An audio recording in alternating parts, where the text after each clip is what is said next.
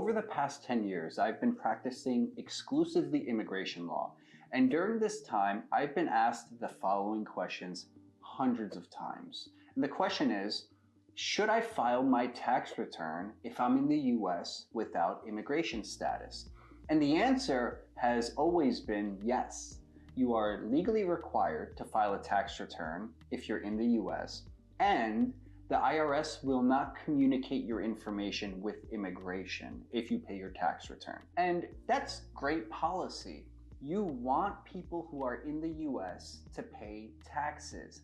You don't want the IRS to share their information with deportation authorities because, first of all, it's going to have a chilling effect on the IRS's ability to collect taxes, and people will not be motivated or incentivized to pay their taxes. And second of all, it violates the tax code's confidentiality provisions.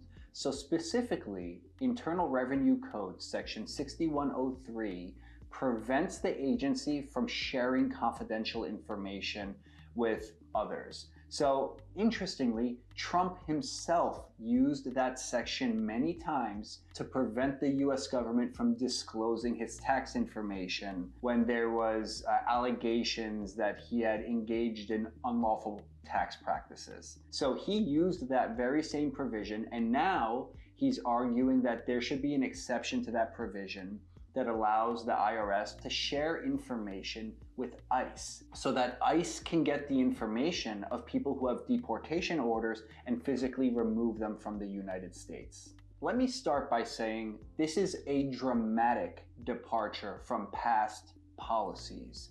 The IRS, generally speaking, will not share information with other government agencies, but now the Trump administration is trying to work out an information sharing agreement whereby ICE will provide the IRS with a list of people who have final deportation orders and their address.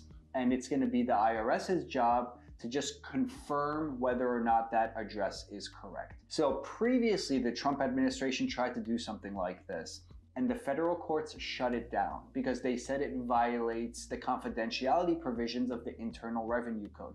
So now the Trump administration is trying to do a super watered down version of it where they are not directly asking the IRS for taxpayer information.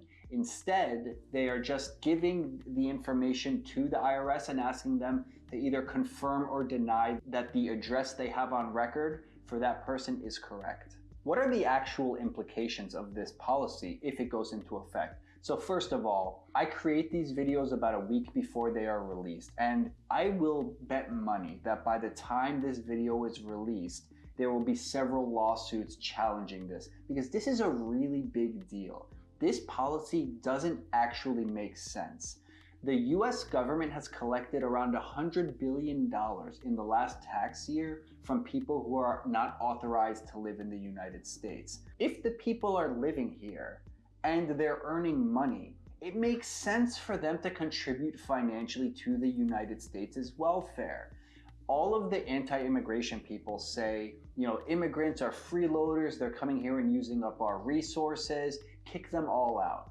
But how does it make sense to now discourage them from paying into the system that they're benefiting from? And by the way, they pay into things like Social Security and Medicare, and they will never benefit from these things unless in the future they were able to fix their immigration status. So they're paying into a system that they can't withdraw from. That benefits US citizens. And there were some estimates saying how the Social Security system would collapse 5 years sooner if it were not for undocumented immigrant contributions to the system. Trump was largely elected to help fix people's economic situations in the United States. And he was elected as a response to rapid inflation under the Biden administration. But I ask you, is he actually doing what he said he was going to do? Prices through tariffs are going to go up. We have a housing shortage. Guess who builds those houses? Immigrants. You want to kick out all the immigrants? That should down the road lead to higher housing prices. You want to save money in the federal government? Well, how about we start by not forcing the IRS to give over the information of undocumented immigrants, which benefits the US $100 billion in the most recent tax year. All of these savings that you get by firing federal employees do not add up to nearly that number. So all of these policies in combined are going to just lead to a harder time for US citizens moving forward. This policy specifically is a really big deal, and it doesn't make sense because moving forward, when my immigrant clients ask me, is it safe for me to file a tax return? My answer is going to be, I don't know if it's safe for you to file a tax return. Legally, you're required to file a tax return. But this is what happened last time people paid a tax return. I told them it was going to be fine. They were going to be safe filing a tax return, and I was wrong. The government policies changed. So you need to take all of that information into account when you decide what to do with your personal federal tax filing. So again, guys, like I said, I post these videos about a week after I create them. If by the time this video comes out, it's dramatically outdated, or there have already been lawsuits challenging this policy from going into effect, which I hope is the case, write a comment telling me that I'm wrong and this video is already outdated. All the other people who are reading the comments will really benefit from your contribution. If you're new to my channel, my name is Puyan Darian. I'm an immigration attorney. I create these videos to help people navigate the immigration process, and lately I've been putting out more than 5 videos a week discussing green cards, citizenship, and immigration changes under the Trump administration.